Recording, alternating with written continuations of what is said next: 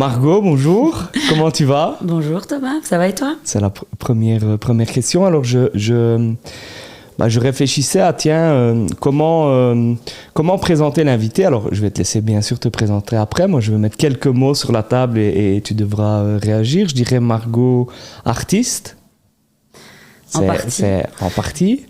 Engagée, parce que je pense que on y viendra plus en détail, mais tu as déjà mené pas mal de combats. Tu es une femme de combat, on va dire. Féministe, on peut dire féministe. 100%, oui. 100%. Et maman, maintenant, parce que je pense que ça nous définit bien. Enfin, moi, je pense que j'ai changé de vie en devenant papa. Donc, je mets ces 4 mots sur la table. À ton tour de te présenter, mais qu'est-ce que tu penses de cette sélection? Qu'est-ce que tu aurais rajouté? C'est une sélection qui me plaît bien. Donc, merci de me présenter comme ça. Qu'est-ce que j'ajouterais? Peut-être la fête en plus. Ouais. C'est quelque chose mais ça, qui fait c'est toi qui dois le dire. Oui. Quand même, les sorties culturelles, etc. Voilà, je suis quand même quelqu'un qui aime la rencontre, les amis, etc. Maintenant, oui, engagée, féministe, je pense que les mots sont un peu... pourraient être dans la même phrase, même si je suis engagée sur d'autres... C'est pour ça que j'ai mis les deux. Ouais. Je t'avoue que j'ai mis les deux parce que je ne voulais pas te réduire tes engagements à juste la cause des femmes, parce que je pense qu'au début, quand on s'est connus, ça fait quand même maintenant... C'est ce que je me suis dit aussi quand j'ai préparé l'émission. Je me suis dit, ça fait un paquet d'années qu'on se connaît. Mais voilà, t'es quelqu'un de gauche, t'es quelqu'un qui a des valeurs, qui n'a pas que la valeur féministe, entre guillemets. C'est pour ça que j'ai mis engagé en plus de féminisme. Tu fais bien de faire la distinction, même si finalement être féministe aujourd'hui, enfin en tout cas dans ma conception du féminisme, c'est assez transversal. Et en fait, donc finalement, dans toutes mes autres causes, la question du féminisme va toujours être, va toujours avoir en tout cas un écho. C'est la cause qui guide tes combats. C'est comme ça que tu le vois. Disons qu'aujourd'hui, pour moi, c'est vraiment c'est bien pour ça qu'on parle de lunettes du genre, mais aujourd'hui pour moi c'est des lunettes qui me permettent d'analyser le monde et de le comprendre, et donc ça va me permettre aussi d'analyser d'autres de mes combats, la question de la transition par exemple. Voilà, je pense que d'une manière ou d'une autre tout est lié, et donc tous ces combats finalement aujourd'hui, là où ils étaient peut-être hier très séparés, j'ai l'impression qu'on doit absolument relier. Alors, est-ce qu'on parle de convergence des luttes? Tout le monde n'est pas d'accord avec ce mot-là, ou d'autres formes de manière de travailler ensemble, mais voilà, autant mes lunettes antiracistes qu'autant que mes lunettes féministes me permettent aujourd'hui de mieux comprendre le monde. Voilà, j'ai l'impression que c'est une manière de mieux comprendre, de mieux agir, et surtout, en fait, de ne pas s'arrêter à un seul combat, et donc dans notre combat, finalement, de nier les autres problèmes, et donc de faire contre un peu. Je sais pas si je suis très claire. Non, mais je comprends ce que tu veux dire.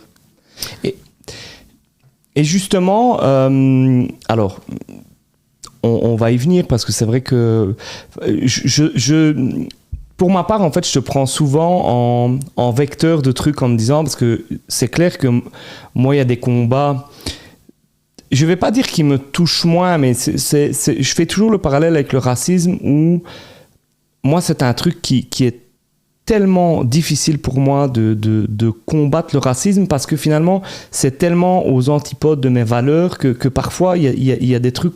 Et sur le féminisme, je me dis parfois la même chose. J'en discutais ce midi en préparant, où je me dis parfois, c'est des trucs que je comprends pas, parce que j'y suis pas moi-même fatalement confronté. Je suis ni confronté au racisme, ni au féminisme. Qu'est-ce que finalement, tu peux dire à ce genre de personnes comme moi, parce que je pense qu'en discutant, il y en a quand même beaucoup où on n'est pas confronté, et donc parfois on a du mal pas à vous suivre, mais à se dire, est-ce que c'est une difficulté? Enfin, comment tu vois finalement ce rapport aux hommes qui ne sont pas, parce que je ne m'estime pas un gros macho qui considère la femme comme en dessous de l'homme, mais où parfois j'ai envie de vous dire, mais c'est vrai ça? Enfin, un peu comme avec le racisme, où j'ai déjà des discussions avec des potes à moi en disant, putain, mais vous vivez vraiment ça, en fait. Comment tu vois justement ce rapport-là? C'est intéressant comme question et je vais répondre par un exemple. Je me suis pris en fait une grosse claque. Donc c'est vrai qu'en tant que féministe et dans mes premiers combats, c'était facile parce que je combattais quelque chose que je vivais ou que mes copines, ma famille, en tout cas les femmes qui m'entouraient vivaient. Et puis j'ai participé à une formation sur l'antiracisme et là je me suis pris en fait de grosses claques parce que je me suis rendu compte que finalement avec mon féminisme, qu'on pourrait considérer comme féminisme blanc, en fait, j'invisibilisais d'autres femmes. Parce qu'en fait, je reconnaissais pas leur combat, parce que dans même ma pratique, finalement, je ne parlais qu'une d'une partie des femmes. Et donc, j'ai dû vraiment me déconstruire pour essayer justement de ne pas invisibiliser plus certains groupes de femmes ou ne pas invisibiliser des personnes qui auraient moins la parole. Et donc, j'ai vraiment dû petit à petit... lire, parce que c'est ce que je dis toujours, on attend toujours des autres qui nous déconstruisent, mais c'est à soi de le faire aussi, donc j'ai dû moi-même me renseigner, écouter des podcasts pour essayer de comprendre et de fil en aiguille, je pense qu'aujourd'hui les mécanismes je les ai intégrés et dans mes comportements je fais attention à toute une série de choses et donc je fais attention à ne plus invisibiliser les autres groupes de femmes, à les intégrer dans les actions que je mets en place, à essayer de leur donner la parole parce que bêtement moi j'ai souvent la parole dans les médias, dans les réunions, de un parce que j'aime bien prendre la parole, mais de deux parce que ma position aussi dans le cadre de mon boulot me le permet, mais c'est pas le cas de toute une série de femmes qui parce que elles n'ont pas eu accès aux mêmes formations que moi ou parce qu'elles n'ont jamais eu l'occasion d'apprendre la parole en public, finalement ne sont pas souvent appelées à être sur le devant de la scène. Et donc c'est important dans nos mouvements, par exemple, de donner la parole. Mais je m'éloigne un peu de ta question. Non, mais c'est pas grave, parce que c'est pas la réponse à ma question, mais je pense que c'est important aussi, tout à fait ce que tu dis. Mais alors on ne le vit pas, oui, mais c'est pas pour autant que nous on n'est pas vecteur aussi finalement de comportements discriminants en fait, même si on pense qu'on ne l'est pas. Ça t'as raison. D'où toute l'importance vraiment, je pense, d'essayer de comprendre l'autre, le vécu de l'autre, d'essayer de l'intégrer ou pas, ça c'est chacun voit comme il le sent, mais en tout cas si on est persuadé de ne pas vouloir être raciste et de vouloir être le plus inclusif possible, c'est vraiment important de se déconstruire pour ne plus nous-mêmes être vecteurs en fait, de discrimination. Tout à fait, ça t'as raison. Et comment finalement, en fait ma question, même un peu plus brutale, c'est comment aller chercher les hommes dans des combats féministes ? Parce que c'est un peu l'analyse, alors c'est peut-être de l'analyse de pilier de comptoir, de discussion, mais de me dire au fond... C'est souvent des choses où finalement vous êtes entre femmes et où le problème, entre guillemets, le problème c'est la vision de l'homme. Je pense qu'il y a des trucs à déconstruire aussi chez les femmes, mais comment finalement aller chercher des gens comme moi qui ne sont pas contre le mouvement, mais qui parfois en t'écoutant, et ça a encore arrivé dernièrement, où je me dis, mais moi, en fait, je n'arrive pas à me sentir impliqué parce que moi, j'ai envie de dire, mais moi, je ne le fais pas, donc je ne me sens pas responsable ou impliqué. Et quelque part, je pense que si des gens comme moi ne participent pas à cette cause-là, elle a moins de chances de toucher finalement encore plus... c'est peut-être pas clair ma question, mais c'est une question que je me suis posée hier et je me disais, je vais lui poser demain. Mais je pense qu'il y a deux réponses. Alors d'abord, il y a le fait que toutes nos activités ne sont pas en non-mixité, donc il y a des hommes qui participent à nos mouvements, nos combats. Alors, lorsque c'est en non-mixité, nous on est persuadés qu'il y a besoin aussi entre femmes de se renforcer, de retrouver des moments où on peut s'exprimer de manière tout à fait libre, sans jugement, sans remise en question, tu vois. Est-ce que vraiment elles vivent ça ? Voilà, on a besoin en tout cas de ne pas devoir se justifier pendant ces moments de renforcement pour préparer la sensibilisation, le moment de lutte, le moment d'action qui va venir. Ça c'est une chose. Deuxième chose,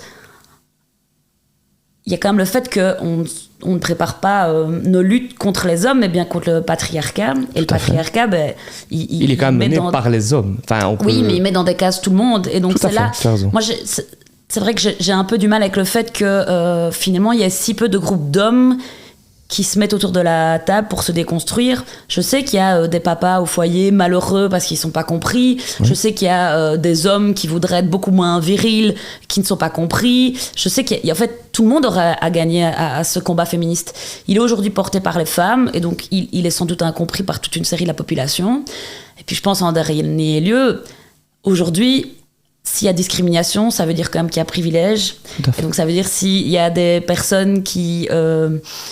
aujourd'hui ne peuvent vivre pleinement leur vie parce qu'elles sont femmes pour toute une série de raisons, ça veut dire qu'au-dessus, il y en a qui en profitent. Tout à fait. Et donc se remettre en question, c'est aussi une perte de privilèges, mais comme moi, je me sais privilégiée face à des femmes en grande précarité ou des femmes racisées, etc. Et donc, voilà, se remettre en question, c'est la famille dans laquelle on est, et je pense qu'on peut dire... Toi et moi, la même chose, c'est que c'est déjà un privilège. Quand on voit certains, au-delà de la couleur, au-delà du genre, enfin, rien que ça, c'est déjà... Ça, on le sait, mais c'est clair.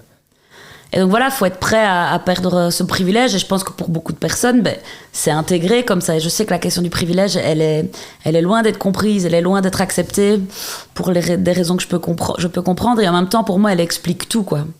Elle explique le fait d'être dans l'immobilisme...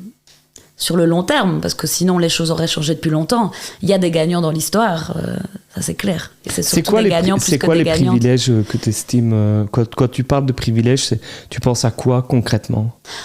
Par exemple, sur le monde du travail, on sait que les femmes ont beaucoup moins de chances d'arriver à des postes de direction, parce qu'il y a ce qu'on appelle le plafond de verre.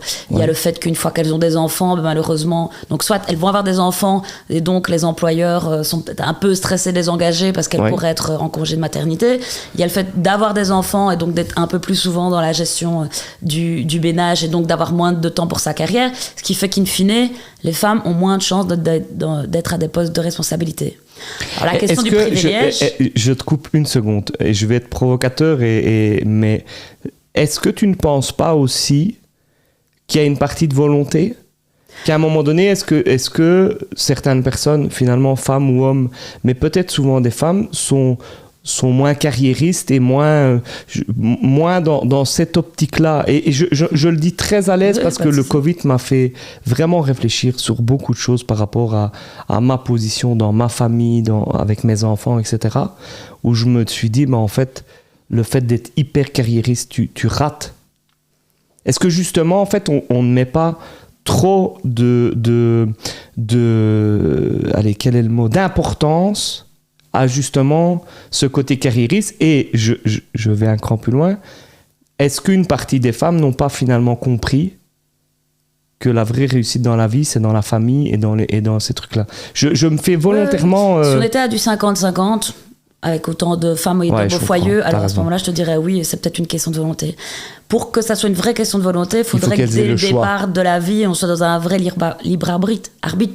C'est pas vrai. Dès la plus grande enfance, on sait qu'on va donner moins la parole. Mais ça, tout ça, c'est des statistiques. Tout ça a été étudié. Les petites filles ont déjà en classe moins la parole. Puis très vite, en fait, on va les envoyer dans des métiers plutôt de l'ordre du care, donc de la gestion, les infirmières, les aides soignantes, enfin oui, même les professeurs, etc. Alors qu'on va peut-être diriger plus les hommes dans des carrières plus ingénieurs, etc. Et donc, dès le début, en fait, il y a une différenciation dans la manière dont on éduque et encore maintenant, tu parles au niveau des statistiques, encore maintenant. Malheureusement, encore maintenant. Alors, ça évolue, bien sûr, ça évolue. Et il y a, j'en parlais des pères au foyer qui s'assument et qui font évoluer les choses. Et à l'inverse, il y a de plus en plus de filières professionnelles qui, je pense à Charleroi, et tout le réseau Bicode, qui forment beaucoup plus de filles au métier du numérique. Alors ça va dans le bon sens, mais on voit bien qu'on est obligé de faire des programmes spécifiques pour attirer les filles, parce qu'en fait, de base, elles ne le sont pas. Alors qu'elles ne sont pas moins attirées par le numérique. C'est juste qu'à un moment, on les y oriente vraiment... Et donc voilà, tant qu'il y aura toutes ces orientations dès le début, même avant la naissance, il y a une étude qui est assez intéressante. On s'est rendu compte que dans la manière dont on gérait déjà alors les enfants dans le ventre de la maman, il y avait déjà des remarques complètement différentes. En gros, si l'enfant est agité, le garçon, ça c'est un énergique, il va être sportif. Et puis la fille, c'est ouh là là, elle est énervée, elle fait déjà sa petite crise. Alors, je ne sais plus exactement quelles étaient les remarques des gens, mais déjà dans le ventre de l'enfant, de la maman, pardon, il y a déjà une différenciation dans la manière dont on transfère un peu ce qui se passe sur le futur enfant, quoi. Et ça ne fait en fait que se différencier tout au long de la vie. Donc tant qu'on ne revient pas à quelque chose de plus neutre dès le départ, bah, c'est compliqué en fait de parler de libre arbitre et de volonté en fait. Ouais, je comprends. Non, mais je comprends. Non, mais c'est vraiment un plaisir d'en discuter avec toi parce que je trouve aussi dans tes prises de parole, parce que il y a aussi un côté où parfois, moi j'ai déjà été confronté, un côté féministe intégriste, si je peux m'exprimer ainsi, quelque chose que toi tu n'as pas, et je trouve que votre collectif, on en parlera après, mais vous n'avez pas ce côté-là. Et je l'ai déjà eu avec des potes, même au niveau du racisme, en disant à un moment donné, j'ai envie de dire, les gars, je peux pas m'excuser d'être un homme blanc, je peux essayer de faire avancer des causes parce que je pense, dans des discussions qu'on a eues, tu as parlé de statistiques, de noms de rues, de trucs, et on peut pas discuter ça. C'est des chiffres. Moi, je suis plutôt cartésien, un homme de chiffres. Quand tu dis il y a X% de noms de rue de femmes, et je crois que c'est 2 et 18, je pense que c'est ça que tu avais dit. C'est un fait. Mais d'un autre côté, je me dis, comment est-ce qu'on peut vraiment, nous en tant qu'hommes, faire avancer ça, en fait? Je pense que les hommes puissent déconstruire leur propre masculinité, en fait, pour moi, c'est vraiment le pas le plus important et le premier pas, sans toute... à faire, se remettre en question de pourquoi j'ai tel comportement dans telle situation, pourquoi ça me gêne quand on me remet en question dans telle ou telle situation, pourquoi je suis gênée par les féministes intégristes. Je pense que voilà, c'est chacun doit un peu se déconstruire dans un monde complexe, donc je dis pas que c'est facile.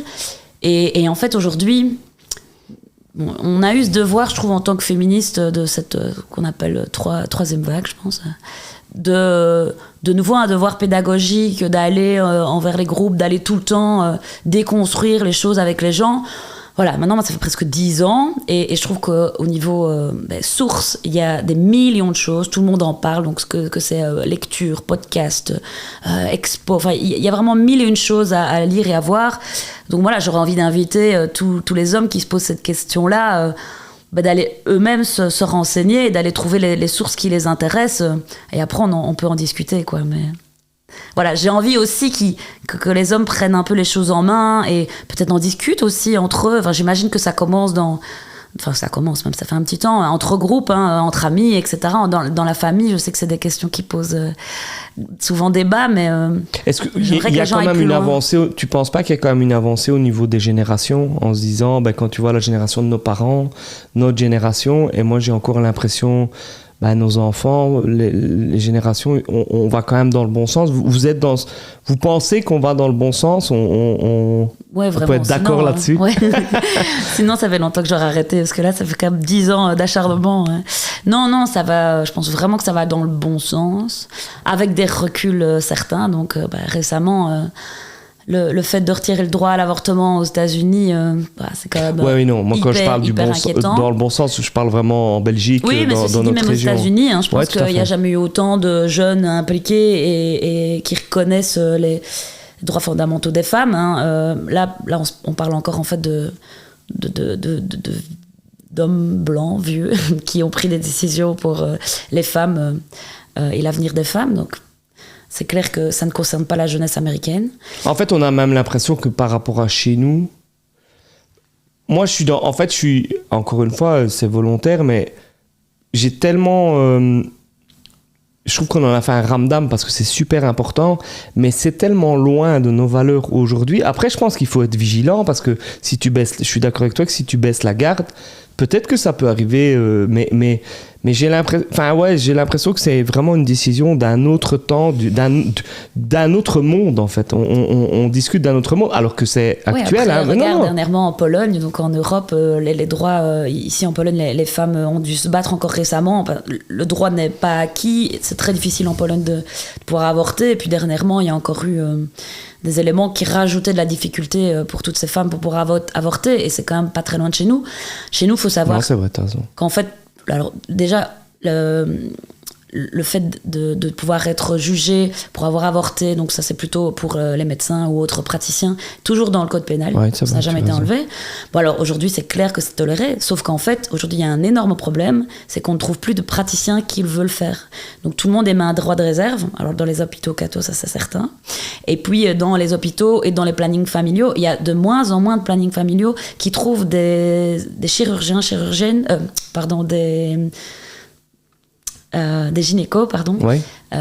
ou en tout cas obstétriciennes, qui veulent bien pratiquer l'IVG. Ah oui. Et donc, alors c'est bien d'avoir le droit, mais si demain plus personne ne le pratique, et en fait c'est toujours pas intégré dans les cours. Et donc je pense que c'est pas du tout une question qui est loin de nos réalités aujourd'hui. C'est toujours pas intégré. Ah oui, ok. Non, c'est vraiment très préoccupant d'ailleurs. Et ici, nous, ça a permis, avec toute la mobilisation qu'on a fait autour du retrait du droit aux États-Unis, de questionner tout ça. Et il faut absolument que ça rentre de manière beaucoup plus large dans les cours pour les futurs. De médecine, alors, oui, c'est ça. Oui, c'est ça. Oui, parce qu'en fait, tu peux le pratiquer en n'étant pas gynécologue, en fait. Un médecin peut le pratiquer. Est-ce que tu penses... Est-ce que tu penses que la problématique ici aujourd'hui en Belgique, est-ce que c'est plutôt lié à la religion, est-ce que c'est plutôt lié aux droits des femmes justement par rapport à cet IVG, ou est-ce que c'est les deux? C'est une vraie question. Hein. Je dirais j'ai vraiment même pas que de c'est les réponse. deux. Alors après, est-ce que la religion et l'idéologie derrière permet de ne pas assumer que finalement on a envie de garder le contrôle sur le corps des femmes? Ça, je ne sais pas. Je dirais vraiment que c'est un peu des deux, ou beaucoup des deux, je ne sais pas. Mais oui, de toute façon, comme tu dis, c'est quand même un combat. Oui, c'est vrai. Qui moi me paraît tellement. Mais encore une fois, c'est ce que je te dis. Ça me paraît tellement normal que je ne comprends pas pourquoi c'est un combat. Mais pourtant, t'as raison. Alors, donc tu dis, ça fait 10 ans que tu es là-dedans, tu as créé un collectif qui s'appelle Charlie Queen. Est-ce que tu peux un peu nous en parler? Après, on arrivera sur les projets actuels de Charlie Queen, Femme de Mars, un peu faire le point finalement sur vos différents projets. Oui, alors, Charlie Queen, c'est... Donc en 2000, je dis 10 ans parce que ça fait 10 ans que je travaille au PAC en éducation permanente, mais concrètement, ça fait un peu moins longtemps que je travaille sur des questions purement féministes. Mais donc en 2016, c'est des questions qui commencent pas mal à nous titiller avec ma collègue de la Maison de la laïcité, Alexandra Pirmé. On se questionne pas mal. À l'époque, je me rappelle, je dis je ne suis pas féministe, mais je suis pour l'égalité de toutes et tous. Aujourd'hui, une phrase qui m'énerve beaucoup trop, mais à l'époque, je la disais. et voilà, on décide de faire un appel. C'est un détail, je te coupe de ce que tu disais, mais en fait, quand j'avais mis les mots, je m'étais dit féministe et je me suis dit, est-ce qu'elle va bien le prendre que je dise féministe, ou est-ce qu'il faut... C'est ça, t'as bien vu quand j'ai dit féministe, je l'ai dit, mais du bout des lèvres... J'en suis même fière. Mais... Et donc on fait un appel aux citoyens pour réfléchir à la question de la place des femmes dans l'espace public. Et donc on se retrouve à une dizaine de citoyens, on questionne... On questionne à travers des balades exploratoires finalement le fait que les femmes ne se sentent pas forcément en sécurité dans les rues, surtout à certains moments de la journée, la nuit, etc. On fait des revendications à l'époque au collège communal, et puis on fait des petites actions, donc on fait du collage urbain où justement on va placer des portraits de femmes là où elles ne se sentent pas particulièrement bien. On fait une expo qui met en avant des héroïnes du quotidien, 80 femmes...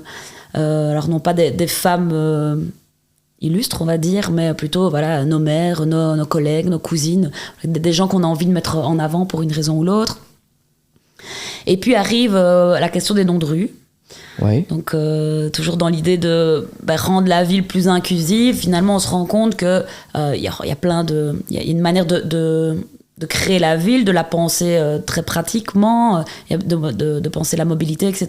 Mais il y a aussi une partie symbolique assez forte. Ça va de le fait de voir des femmes à poil et des femmes avec des corps parfaits dans les publicités partout en rue. Mais ça va aussi dans le fait de se voir représentées par des noms de rue, par des pancartes, par des statues, etc. Et là, on fait une petite étude, analyse, et c'est vrai qu'on se rend compte que on a moins de 2% de noms de rue destinés aux femmes, représentant des femmes en tout cas, ou des mouvements de femmes, pour 19% de noms de rue à l'époque, le reste étant des noms d'oiseaux, des noms d'arbres, etc. Donc on se dit, on va faire des propositions, très naïvement. Et puis là, donc, avec toujours le groupe citoyen qui évolue au fur et à mesure des années, on rencontre les archives de la ville. C'était à l'époque Karine Gouvienne qui venait d'être engagée. Voilà, elle nous aide pas mal, mais on se rend compte que, malheureusement, l'histoire des femmes n'a pas été archivée. En fait, elle n'a pas été écrite, elle n'a pas été pensée. Et donc, on doit refaire tout ce travail. Et donc, pendant un an, on met en avant quand même une vingtaine de femmes. Finalement, on crée une exposition, là, vraiment 10 portraits un peu plus fournis. Et depuis, c'est vrai que je suis rentrée via le Conseil consultatif égalité femmes-hommes, dans la commission odonymique qui donne des noms qui attribue les noms de rue. Donc, ça change. Mais donc, voilà, toute l'évolution de ce groupe de citoyens qui continue d'exister avec, on va en parler, à la création cette année des Journées du Matrimoine, mais parlons-en. Donc, pour la petite histoire, on s'est rencontrés il y a maintenant plus d'1 an, dans le cadre des Journées du Patrimoine qui étaient avec le thème Femmes et Patrimoine. Et puis là, tu es venu nous voir avec l'idée de dire, tiens, ça serait sympa, ça se passe déjà à Bruxelles, ça se passe à Paris, et ça serait bien que Charleroi ait leur Journée du Matrimoine. Je t'avoue, et je l'ai dit, on a eu une conférence de presse dernièrement, où au début, moi, j'étais pas contre, mais encore une fois, c'était un combat où je comprenais pas, en fait. Je me dis, parce que après, quand tu parles, et je trouve que c'est super important, et je me le suis dit encore à la conférence de presse, c'est vous arrivez par... Moi, ce qui m'interpelle, c'est encore une fois, mais c'est mon côté cartésien, chiffre, c'est quand tu arrives avec des chiffres comme ça où je me dis, ouais, en fait, il n'y a pas de contre-argument. Il y a des trucs où, et j'y viendrai plus tard sur des trucs où j'ai des contre-arguments sur certains trucs, par rapport à ça, il n'y a pas de 2%, 18%, c'est x9. Si c'était 2% et 4%, on pourrait dire oui, mais bon, il y a quand même plus d'hommes parce qu'on vient d'une société patriarcale et donc, etc. 19%, il n'y a pas. Et donc, t'es venu nous voir et finalement, 1 an plus tard, on lance dans quelques jours les Journées du Matrimoine. Comment finalement, toi, à un moment donné, tu arrives à l'idée de dire il faut faire ça à Charleroi? Alors, on s'inspire quand même très souvent de ce qui se passe ailleurs. Ouais. Alors, le programme parisien, je le connais un peu moins, mais par contre, on suit pas mal ce que font à Bruxelles. L'ASBL qui gère ça, c'est l'architecture qui des genres. On a participé.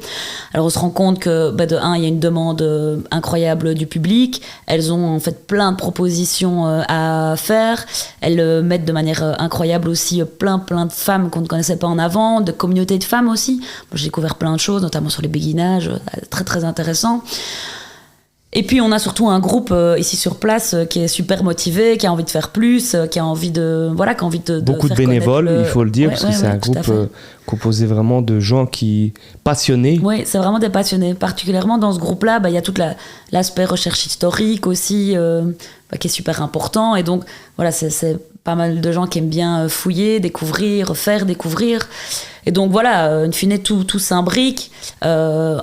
Il y a d'autres partenaires aussi qui viennent avec, justement, il y a 1 an, avec des propositions. Donc la FPS lance les Journées du Matrimoine à Thoin. Et donc, finalement, voilà, c'est les étoiles... Les astres s'allient. Oui, s'allient. Et donc, tu te dis, let's go. Et puis, il y a le fait aussi d'être un peu pionnier. Ça, c'est gai, il n'y a rien à faire.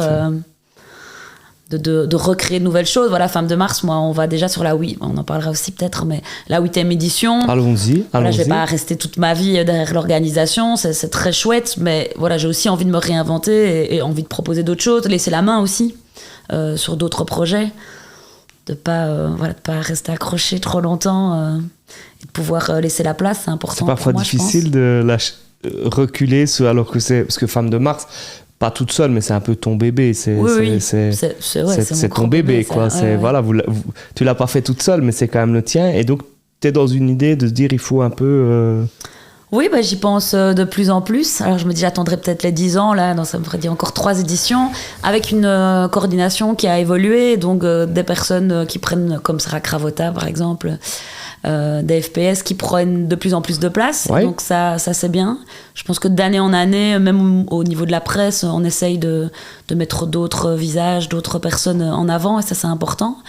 Et donc, ouais, petit à petit, j'essaie de lâcher du lest. On doit parfois aussi me recadrer. En tout cas, des moments où mon intention est de le faire, il faut parfois me recadrer parce que c'est vrai que j'ai tendance à trop... oui, c'est vrai. Et puis, voilà, ça fait 7 ans, donc je sais comment ça fonctionne. Et donc, je fonce. Et voilà, mais je le sais bien, donc je connais mes défauts et donc j'y travaille. Pas de souci. Et donc les journées du matrimoine, tu peux peut-être on parle un peu du programme, de comment elles ont été montées, comment ça s'est passé.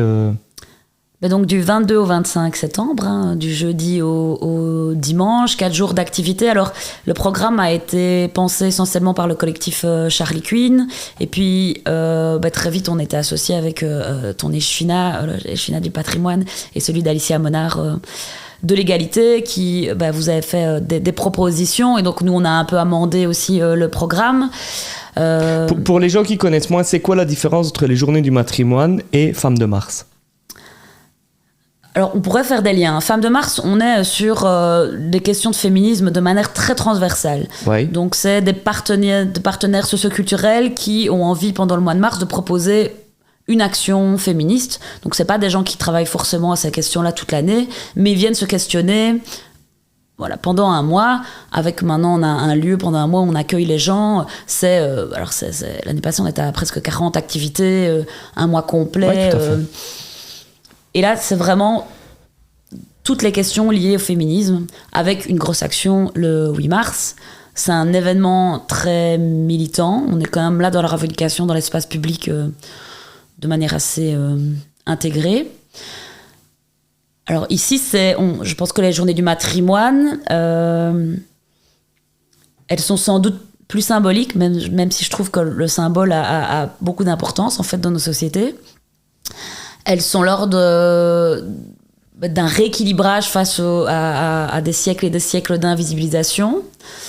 Donc pour moi, on redonne les lettres de noblesse à des femmes qui ont été oubliées. Donc ça, c'est un pan du travail de matrimoine. Maintenant, c'est vrai qu'il y a un objectif dont je n'ai pas encore parlé là pour l'instant. Dans les journées du matrimoine, telles qu'on les a pensées ici en 2022. Donc il y a toute la phase remise en avant des femmes qui ont été oubliées, mais aussi toute une phase de questionnement de l'accès à l'espace public aux femmes. Parce que finalement, la ville, elle est construite de par ses bâtiments, de par ses aménagements publics, etc. Mais elle raconte quelque chose aussi dans la manière dont les femmes vivent la ville, la pratique, etc. Donc pour nous, c'était important de lier ces deux objectifs, ces deux questionnements dans ces 4 journées. Et donc c'est pour ça qu'on fait un gros colloque le vendredi matin, oui, avec la ville, avec le bourgmestre et avec toutes les personnes qui pensent la ville. Un colloque qui s'appelle Charleroi en mutation, ville inclusive. Ouais. Pour réfléchir demain comment on fait pour...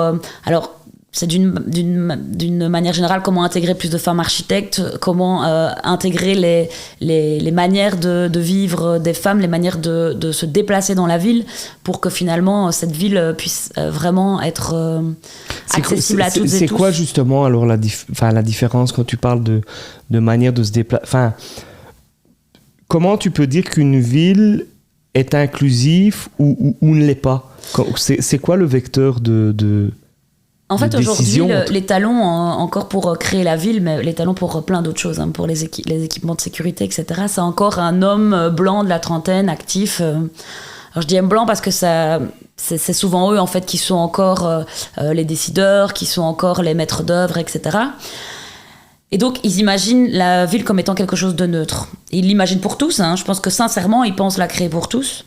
Sauf qu'elle n'est pas pensée avec des pratiques différentes. Exemple, on sait que dans la mobilité, les femmes en fait prennent très peu le vélo parce qu'en fait elles sont souvent en charge. Malheureusement, on est obligé de prendre en compte les stéréotypes pour penser la vie différemment. Elles sont encore majoritairement en charge des enfants, etc. On sait que elles, par exemple, entre leur boulot, les crèches, les écoles et leur travail, elles font plein de petits trajets qui leur font perdre un temps fou. Chercher métro, 2-3 courses, bus, etc. Parce que parfois il n'y a juste pas les lignes pensées pour elles, mais qu'elles sont pensées par exemple centre et extramuros, tu vois, les périphéries.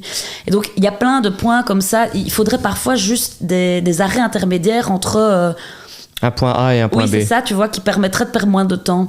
Et en fait, il y a plein de gens en fait qui ont analysé leurs déplacements. Ils sont vraiment tout autres par rapport aux déplacements des hommes. C'est fou. Et en fait, de les intégrer, ça permet de penser différemment. Et je te dis, c'est parfois déplacer un peu une ligne de bus parce que c'est plus facile qu'une ligne de métro. On sait aussi que les femmes se sentent moins en sécurité dans les parcs la nuit, par exemple. Et donc, elles font, parce qu'ils sont moins illuminés, parce qu'il y a parfois des buissons trop hauts qui font qu'elles ont peut-être peur qu'il y ait des gens derrière, elles font du coup des détours. Des détours. Si ton parc est pensé, bien illuminé, bien sécurisé, il y a plein de choses. Alors tu traverses et tu perds moins de temps. Et en fait, c'est tout le temps comme ça. C'est des petites choses, en fait. Parfois, il faut vraiment pas grand-chose pour permettre à tout le monde de vivre à la question des trottoirs. Alors, les trottoirs, il y a Charleroi, on peut en parler. C'est compliqué. Alors, non seulement c'est pas rarement accessible en fait pour les personnes à mobilité réduite, mais dans les personnes à mobilité réduite, on parle aussi des personnes qui accompagnent les gens en chaise roulante et aussi les poussettes. Ouais. Qui sont ces personnes qui accompagnent souvent les chaises roulantes et les poussettes, c'est encore majoritairement des femmes. Donc ça veut dire que pratiquer la ville avec une poussette, avec une chaise roulante, aujourd'hui c'est encore hyper compliqué, avec des trottoirs beaucoup trop hauts, avec des obligations parfois de traverser de manière dangereuse. J'ai fait un tour avec des PMR à Charleroi, il y a énormément de choses à changer pour qu'ils puissent vraiment vivre la ville comme nous et qu'ils n'aient pas besoin tout le temps d'organiser en fonction leur trajet. Enfin voilà, c'est une organisation de dingue en fait, alors que on devrait pouvoir traverser d'un point A à un point B, peu importe qui on est, de manière beaucoup plus fluide, quoi. Et pour ça, je pense qu'il faut penser en fait à la personne la moins mobile, qui est sans doute la personne à mobilité réduite, en chaise roulante, de fait, sans doute âgée, pour tout le monde, quoi. Malheureusement, c'est pas encore le maître étalon. Oui, je comprends ce que tu veux dire. Et l'écriture inclusive dans tout ça, je voulais un peu en discuter avec toi. Qu'est-ce que tu penses de ça par rapport au combat ? Est-ce que ça fait partie de tes combats ? Parce que j'ai discuté avec des femmes qui se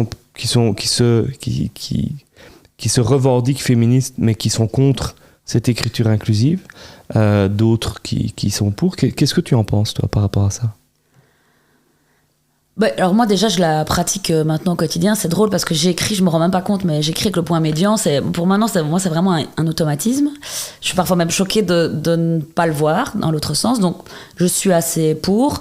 Maintenant ce qui est drôle, c'est qu'en fait l'écriture inclusive elle regroupe plein de choses. Il y a ce point médian pour lequel tout le monde crie au secours, donc tu vois tu vois bien ce que c'est. Je vois point ce que médian. Et puis en fait il y a le fait d'utiliser des termes épicènes, donc d'utiliser être humain au lieu d'utiliser donc les droits des humains au lieu des droits de l'homme, tu vois. Humain, c'est un terme qui convient autant par exemple que les femmes, ça. Ou alors le fait de redoubler la citation, donc citoyen, citoyenne, c'est déjà l'écriture inclusive. Donc en fait l'écriture inclusive pour moi elle permet de s'adresser à tout le monde, que tout le monde se sente interrogé, interpellé par exemple une communication de la ville ou autre. Mais elle peut se faire de manière tout à fait douce si le point médian tend à être non reconnu ou non accepté par les gens. Mais en fait, on vient tellement de loin avec toujours, et on y est encore, avec le fait que c'est le masculin qui l'emporte, tu vois. Ouais, c'est ça. Que pour moi, je pense qu'on est obligé dans l'autre sens j'en discutais avec mon papa et je pense qu'il a raison. Il me dit en fait, on pense que nous, on estime que c'est neutre. Mais c'est pas neutre, puisque c'est le masculin qui... Donc, de fait, c'est pas neutre, puisque c'est le masculin. Alors que nous, moi, je suis vraiment dans le sens de dire, ouais, mais bon, quand on dit bonjour à tous, c'est tout le monde. Et c'est des discussions que j'ai avec Laurence Maire, pour ne pas la citer, qui est ma chef de cabinet, qui me dit toujours, Thomas, dis bonjour à toutes et tous.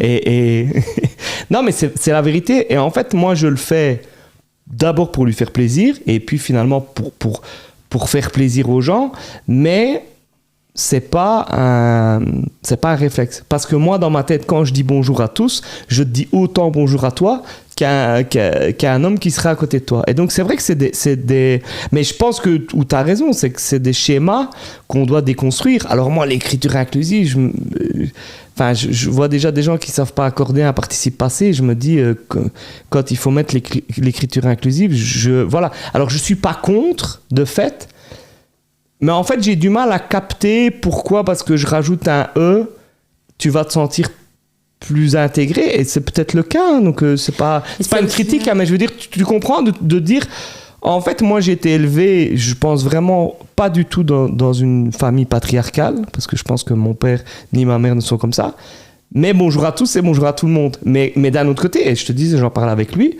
il me dit, ouais, mais Tom, c'est pas neutre, vu que c'est masculin. Je pense que ça se traduit de manière plus explicite, par exemple dans les offres d'emploi. Lorsque tu fais appel à un ingénieur, ou que tu fais un appel à un ingénieur ou une ingénieure, ben ça convoque pas les mêmes personnes en fait. Tu penses vraiment ça? Ouais, vraiment, ça j'en suis persuadée. Tu vois, moi je me suis... Mais vraiment, parce que bon, dans mes précédentes vies, j'ai quand même recruté pas mal de monde. Je ne pense pas avoir fait de différence entre un homme et une femme, et je n'ai jamais pensé à dire je recherche un vidéaste ou une vidéaste, quoi. J'ai l'impression que c'est tellement neutre, tu vois. Encore une fois, je fais un parallèle, et je le fais exprès de parfois caricaturer, mais c'est comme si je disais je cherche un vidéaste blanc ou un noir ou un jaune ou un maghrébin. Je m'en fous en fait. Je m'en fous complètement, qu'il soit homme, femme, blanc, noir, jaune, ouais, toi, bleu. Oui. Mais qu'est-ce que ça renvoie dans ouais, de non, nouveau, c'est de l'ordre le langage est un peu symbolique, même si en fait le langage est là pour dire les choses, pour traduire des choses, donc il est pour moi hyper important. Mais non, mais je pense raison, quand même hein. que ça convoque toute une série d'imaginaires. Peut-être, mais encore une fois, je suis pas d'accord. Je suis tellement parfois loin de ça en fait, en me disant mais peut-être, parce que moi-même j'y ai jamais pensé. Puis pas aller plus loin. Moi, c'est vrai qu'il y a quelques mois, le Yel, qui fait il et elle en même temps. En fait, moi, j'ai toujours cette phase où sur le moment, je fais oh là là. Et puis en fait, finalement, je finis par l'utiliser parce qu'en fait, ça correspond à une évolution de ma pensée où parfois j'ai besoin de pouvoir parler de il ou elle sans devoir dire il ou elle, sans savoir qui est cette personne, et parce qu'en fait peut-être qu'elle se définit pas comme homme et comme femme, et de plus en plus nous on a des personnes qui s'assument comme ça, et donc j'ai envie de pouvoir les intégrer comme tout le monde, et donc de ne pas devoir les caser dans une case ou l'autre. Alors je sais bien que c'est encore une phase ouais, moi Yel, là tu m'as perdu, dans 2-3 mais je l'ai ans, vu, tu vois, enfin voilà, je prends l'exemple du communiqué de presse sur les journées du matrimoine, il est mis Yel, ouais, c'est comme que je me rappelle là je me dis pour moi, là, on va trop loin. Mais encore une fois, je juge pas parce qu'au final, je me sens pas visé. Je prends toujours un exemple qui n'a rien à voir. Charleroi Métropole, c'est facile pour les gens de Charleroi puisque ça s'appelle Charleroi Métropole. Pour les gens qui habitent Chimay ou les gens qui habitent Naline, on peut pas dire... Alors, je prends un exemple vraiment qui n'a rien à voir. Mais encore une fois, étant un homme blanc, c'est des difficultés que je ne vis pas mais je prends sur plein de trucs, quand on met pas le nom sur un CV, pour moi personnellement c'est ridicule parce que ça n'a jamais fait partie de mon choix. Qui s'appelle Mohamed, qu'elle s'appelle Margot ou qui s'appelle Thomas, ça fait pas partie de mon choix. Après ce qui est important, mais après je sais que ça fait partie systémique, tu vois. Il faut absolument sortir de ses propres vécus, ses propres pratiques. En fait, on sait que de manière systémique, les personnes racisées sont hyper discriminées sur le marché de l'emploi. J'en suis sûr, oui, donc non, ça, tout à fait. Il faut pouvoir sortir de sa propre expérience et comprendre pourquoi aujourd'hui les personnes racisées ont besoin de se retrouver et aussi de se renforcer pour demain être aussi dans les espaces de pouvoir et être reconnus. Non, ils n'ont pas les mêmes chances. Enfin, ça, j'en suis intimement convaincu. Mais ouais, t'as raison, il faut sortir de ça. Mais c'est vrai que Sur le YEL, j'ai plus. Mais j'ai je plus pense de qu'on mal. en reparlera dans quelques années parce que c'est comme l'écriture inclusive. Je pense qu'il y a plein de gens qui en étaient horrifiés il y a quelques années, qui aujourd'hui finalement évoluent et l'intègrent. Et demain, en fait, parfois, je suis moi-même, je pense que j'ai vu dans le journal il n'y a pas très longtemps, je ne sais plus dans quel journal, une formule aussi YEL. Et je me dis, en fait, ça percole et en fait, à un moment, ça va presque devenir naturel, je pense. Je sais pas sous quelle forme. Tu penses que l'écriture inclusive l'écriture inclusive et le YEL et des choses comme ça va devenir la norme? T'espères? J'espère. Et puis c'est vrai que on est tous dans nos bulles et dans nos réseaux. Donc moi, ça évolue à fond. Dans le milieu culturel, il y a énormément de publications aujourd'hui en écriture inclusive. Ça commence à se développer ailleurs. Au niveau de la ville, je sais qu'on essaye, on a eu... Mais je suis je le dis clairement, je suis un mauvais élève. Mais de nouveau, l'écriture inclusive, c'est bien plus large que le point médian. Et je pense qu'en fait, le débat, il n'existe pas. Si tu retires le point médian, le débat n'existe pas, en fait. C'est ça qui est drôle. C'est tellement plus large que ce fameux point qui m'aide, moi, à pas devoir doubler ou trouver des termes épicènes pour tout. Mais finalement, il y a moyen vraiment de l'éviter si vraiment ça semble si problématique. Ouais, c'est vrai. C'est quoi ton combat de demain ? C'est quoi finalement dans ce que tu mènes où tu te dis ça je dois m'y attaquer? Je me suis fait la réflexion dernièrement parce que avec tout ce qui se passe, la crise écologique d'abord, la crise climatique et l'arrivée des journées du matrimoine, je fais tout le temps la faute moi-même. C'est pas moi qui l'ai faite, je l'ai pas fait une seule fois.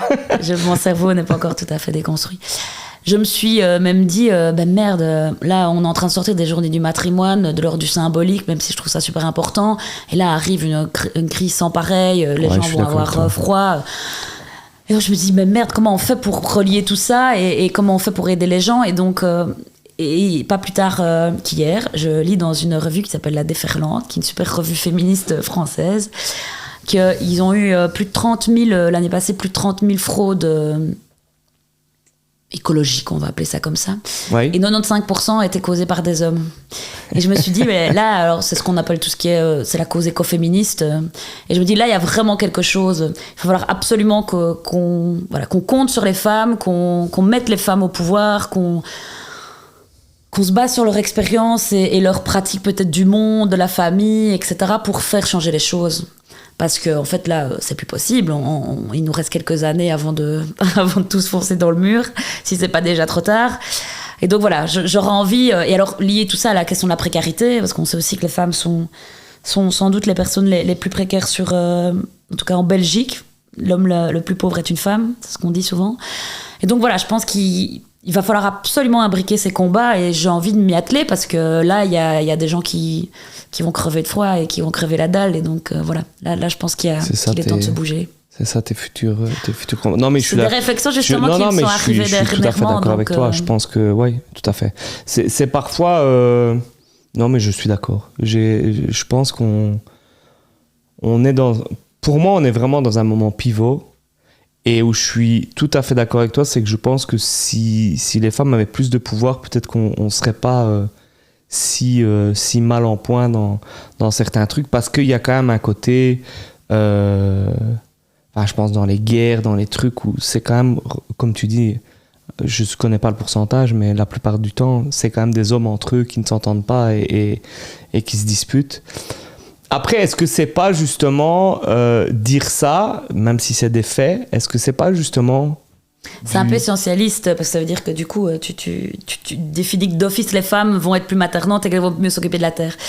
C'est vrai qu'il y a un peu de ça. Maintenant, il faudrait en fait déconstruire les masculinités, déconstruire et reconstruire quelque chose je me le disais en le disant, de déconstruire de nouvelles formes d'être, en fait, qui peuvent se baser sur les bonnes choses de chaque groupe, parce que je ne dis pas que...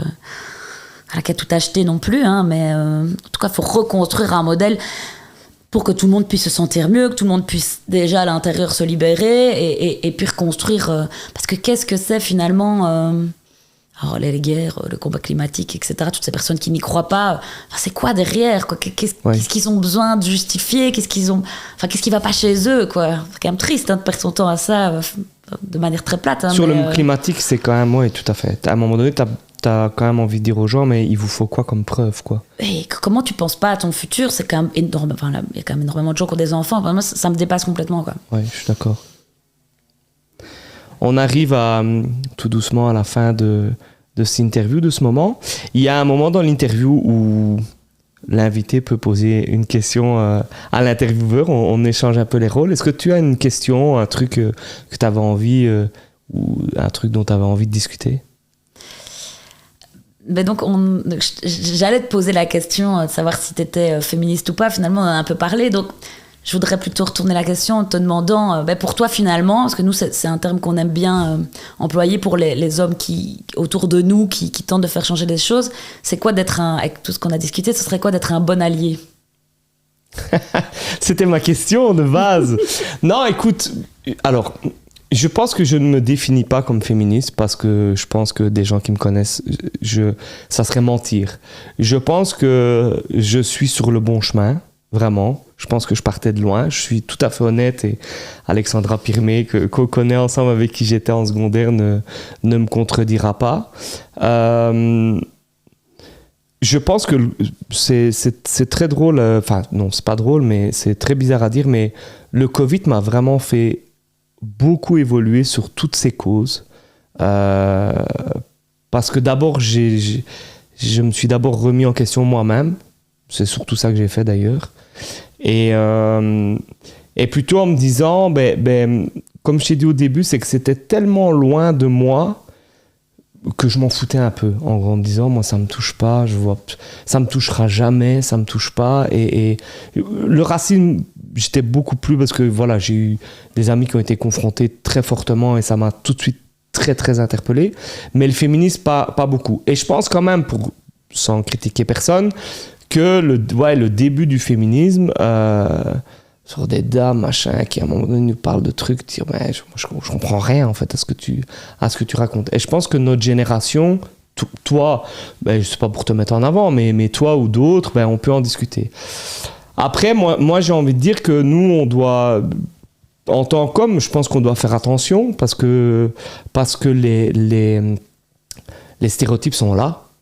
Y compris chez moi, dans mon propre foyer, les stéréotypes sont là. Moi aussi, je te rassure. Et d'un autre côté, des fois, tu vois, mes filles, moi je m'en fous, mais leur couleur préférée c'est le rose, et elles veulent jouer à la poupée, et j'estime pas que moi je leur ai dit, ouais mais vous devez aimer le rose, et vous devez jouer à la poupée. Et donc parfois, je me remets en question parce que c'est vrai que quand on dit ouais mais il faut acheter des jouets de garçons, mais moi si j'achète des jouets, enfin ma fille de 3 ans, tu vas dans Maxi Toys, tu dis qu'est-ce que tu veux, elle te dit je veux du maquillage, et t'as beau dire mais non, mais achète d'autres trucs. Et donc c'est difficile, c'est difficile je pense parfois pour un homme de se dire mais je peux pas disputer ma fille de dire ouais mais t'achètes que du maquillage, c'est stéréotype, t'es une petite fille, elle a 3 ans. Si demain t'as un petit garçon, il te dit je veux jouer qu'avec des camions, tu vas pas lui acheter des Barbie pour et d'un autre côté, enfin voilà, donc je pense qu'on doit être vigilant, ça c'est sûr. Je pense au moins que en fait on doit être plus vigilant à des hommes qui traitent mal des femmes. Et ça, c'est quelque chose où moi, je me le suis dit. J'ai été témoin de trucs où je ne suis pas intervenu parce que... Alors, ça ne me faisait pas rire, déjà de base, parce que ça me faisait pas rire, mais je ne suis pas intervenu. Ouais. Et je sais que j'ai eu une discussion une fois avec mon père où on s'est dit, on est rentré ici. J'ai dit, mais quel malaise. Et en fait, on l'a très mal vécu tous les deux, mais on a fermé notre gueule. Alors, c'est pas une fille qui s'est fait violer, machin, on n'est pas dans des trucs... Mais on est quand même dans des trucs graveleux, machin, ouais, t'es contente d'être là et je te touche les fesses et tout. Chose que moi, je ne me permettrais jamais de faire, mon père non plus. Mais on a fermé notre gueule. Alors qu'à un moment donné, on aurait pu dire, grand, pourquoi tu fais ça, en fait ? Elle est serveuse, elle est payée pour le faire, elle est payée pour être serveuse, elle n'est pas payée pour accepter que tu aies ta main à ses fesses et que tu la dragues de manière détestable et dégueulasse. Et je pense que ça, c'est des trucs où c'est comme ça, on dit ouais, il est lourd, il est lourd, hein. Oh ouais, il a encore été lourd aujourd'hui. Et en fait, on devrait juste lui mettre une baffe dans sa gueule en disant... je te rejoins, 1000%. Donc, et ça, c'est des choses où je le sais. Et je pense que... Alors, mon père, pour moi, est beaucoup plus loin que moi dans cette démarche-là. Mais il s'est tu quand même, parce qu'on s'est tu tous les deux. Et ça a été, pour moi, un truc où... Ça a été une claque, en fait, où je me dis, mais comment elle a vécu, la fille? Et j'ai eu d'autres claques aussi. J'ai vécu un truc... Et la fille m'a dit, n'en parle jamais... Tu vois, ce côté victime. Et ça, c'est un truc, moi, ça m'a... En disant, mais c'est toi la victime, et tu me dis à moi, ne le dis pas, quoi. Enfin, justement, on devrait le dire aussi, si oui, la honte, on va le du dire. Mauvais côté. Et je ne l'ai pas dit, puisqu'elle m'a... Alors, encore une fois, ce n'était pas un truc répréhensible. C'était un truc pas bien, mais répréhensible. Mais enfin, pas répréhensible par la loi, tu vois ce que je veux dire. Et je ne l'ai pas dit, puisqu'elle m'a demandé de ne pas le dire. Et ça, je trouve que c'est compliqué. Donc, je pense que si on doit être du bon côté, pour répondre à ta question, parce que j'ai beaucoup parlé, mais on doit être vigilant. Je pense que c'est le truc le plus... on doit être Pour moi, j'estime que je dois être vigilant aux autres. Alors, c'est peut-être de ma part, en disant, ouais, mais toi aussi, peut-être que je dois être vigilant pour moi aussi. Mais je pense que, voilà, peut-être que j'ai fait des mauvaises blagues, sûrement. Mais je ne m'estime pas être quelqu'un de méprisant pour les femmes. C'est ça que je veux dire. Mais il faut être vigilant. Et je pense qu'il y a quand même plein de stéréotypes qu'on n'accepterait pas. Tu dis, vous aviez fait ça avec Femme de Mars, moi ça m'avait interpellé de siffler les hommes en rue. C'est con, mais moi j'ai des potes qui ont sifflé des filles et je trouvais ça pas très élégant, mais pas très grave non plus. Et à un moment donné, quand une fille me dit, ouais, mais moi sur le trajet de ça à ça, je me fais siffler 15 fois, ou je me dis... Mais c'est des trucs, parfois tu te dis... Alors c'est des trucs... Pour moi, je suis d'accord que c'est des excuses de gros beaufs. Me dire, ouais, mais alors on peut plus dire à une fille qu'elle est jolie sans être... Mais voilà, c'est parfois des trucs où tu dis, est-ce que je vais dire un compliment, pas de compliment? Si je dis pas de compliment, ça fait... Enfin, tu vois, Et c'est pas dire on a du mal... Enfin, c'est pas inverser le truc. Hein. Je ne prends pas... Moi, encore une fois, je dis toujours, moi, j'ai une belle vie. Je suis né dans la bonne famille, au bon endroit, la bonne couleur, le bon sexe. Enfin, voilà, j'ai pas ces difficultés-là. Mais c'est pas si simple. Ce que je pense, c'est que c'est pas si simple. C'est pas si simple. Et parfois, on réfléchit à des trucs, ou on fait des trucs, et on se dit, ouais, mais en fait, c'est pas si simple d'aider la cause. Ici, oui, c'est simple sur le matrimoine. Voilà, on vous donne un coup de main, c'est des trucs... Mais encore une fois, dans la conférence de presse, je suis le seul homme. Et je me dis, je suis le seul, je suis là. C'est pas des combats qui, moi, me touchent. Donc, je veux pas penser de dire, ouais, mais bon, ça va. Et d'un autre côté, je me dis, ouais, mais c'est important. Parce que ce que je pense, c'est que dans le combat des femmes, il faut que des hommes soient là. Sinon, à un moment donné, il y a un problème, il y a une opposition, en fait, dans le système. Et ça, je pense, et je terminerai là-dessus, c'est que la génération d'avant, pour moi, était beaucoup plus opposante. Et du coup, posait parfois plus de problèmes. Ça ne peut pas être un problème que je sois un homme, en disant, mais non, mais moi, même si je dis je m'en fous de votre truc, mais je suis pas contre... Enfin, ouais, mais alors si tu ne te bats pas avec nous, t'es contre nous. C'était un peu le... Mais pas que j'ai jamais été confronté avec toi. Moins, donc, la génération qui m'a précédé. Donc, j'ai personne en tête, mais à un moment donné, sur des trucs où on se dit, ouais, voilà. Donc, c'est une réponse longue, mais elle est sincère et c'est ma réponse. Encore des choses à discuter. C'est sûr. Alors, dernière question. L'émission s'appelle Le Break. On revient sur l'émission. C'est quoi, toi, ton break idéal? Toi qui es un peu comme moi, multi-projet, multi-machin, toujours la tête à quelque chose. À quel moment je dirais le moment de l'apéro. Le moment de l'apéro. En famille, entre amis. Ouais, ça c'est pas mal ça. Non, j'aurais dû dire un petit jogging au matin, à l'aube. Non, mon break idéal, c'est quand même être entre amis et me poser, boire un verre. C'est ça ton break idéal. Ouais. Margot, merci. Merci beaucoup pour ce moment. Et n'hésitez pas à nous suivre et à nous liker sur Facebook, YouTube, etc. Vous abonner à la page YouTube. un prochain invité dans 2 semaines. Merci encore Margot. Bonne fin de journée. Salut. Merci.